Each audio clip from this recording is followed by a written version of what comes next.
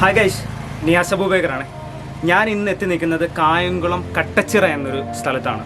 ഇവിടെ ഞാൻ വന്നതിൻ്റെ ഉദ്ദേശം എന്ന് പറഞ്ഞാൽ നമ്മുടെ സമൂഹത്തിന് വളരെയധികം പ്രാധാന്യമുള്ള ഒരു സേവനം ചെയ്യുന്ന ഒരു ബുട്ടീക്കിലാണ്.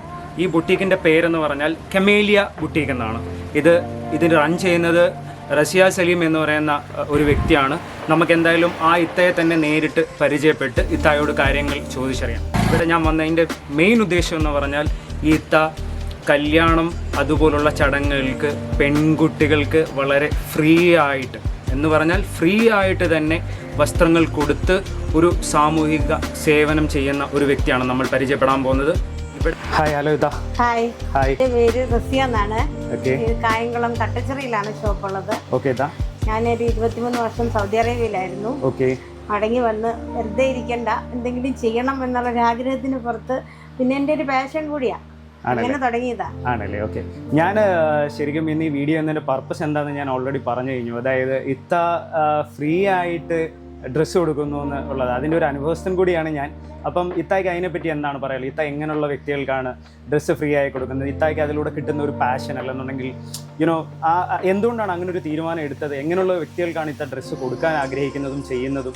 സാമ്പത്തികമായിട്ട് പിന്നോക്കം നിൽക്കുന്ന കുട്ടികൾ കല്യാണത്തിൻ്റെ ആവശ്യങ്ങൾക്ക് വരുമ്പം അപ്പോൾ എൻ്റേതായ ഒരു കോൺട്രിബ്യൂഷൻ അവർക്ക് കൊടുക്കും.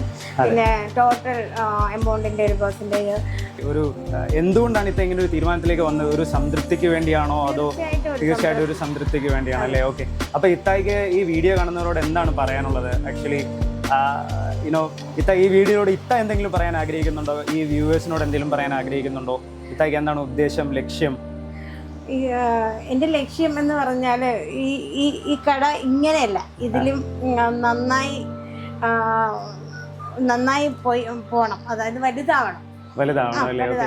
അപ്പം ആൾക്കാരുടെ ഗുണപ്പെടുന്ന രീതിയിലേക്ക് ഇത്തയുടെ പാഷൻ എന്ന് പറഞ്ഞാൽ കട ഒന്ന് ഡെവലപ്പ് ആക്കുക, അതിലൂടെ കൂടുതൽ സഹായവും കൂടുതൽ ആൾക്കാരിലേക്ക് നന്മകളും എത്തിക്കാനാണ് ഇത്തയുടെ ഉദ്ദേശം അല്ലേ? സാമ്പത്തികമായിട്ട് പിന്നോക്കം നിൽക്കുന്ന ആർക്ക് വേണമെന്നുണ്ടെങ്കിലും അത് ജാതി മതം അതൊന്നും ഒരു വിഷയമല്ല. നിങ്ങൾ കായംകുളം, ഹരിപ്പാട്, കരുനാഗപ്പള്ളി, ഈവൻ കൊല്ലം, എവിടെ ഈ വീഡിയോ കാണുന്ന നിങ്ങൾ ഏത് നാട്ടിലാണെന്നുണ്ടെങ്കിലും ഞാൻ വീഡിയോയുടെ താഴെ റസിയാത്തയുടെ നമ്പർ ഷെയർ ചെയ്യുന്നതാണ്. നിങ്ങൾ ഇത്തായുമായി കോൺടാക്ട് ചെയ്യുക. ഇത്തായെ സപ്പോർട്ട് ചെയ്യേണ്ടത് എന്നെയും നിങ്ങളെയും പോലുള്ള ഓരോ വ്യക്തികളുടെയും കടമയാണ്. ഇത്ത വഴി ആരിലേക്ക് നന്മ എത്തുന്നു അത് എത്തട്ടെ എന്ന് ഞാനും കൂടുതൽ ആശംസിക്കുന്നു. ഈ വീഡിയോ കൂടുതൽ ആൾക്കാരിലേക്ക് എത്തിക്കുക, ലൈക്ക് ചെയ്യുക, ഷെയർ ചെയ്യുക, ചാനൽ സബ്സ്ക്രൈബ് ചെയ്യാൻ മറക്കല്ലേ. Thank you so much.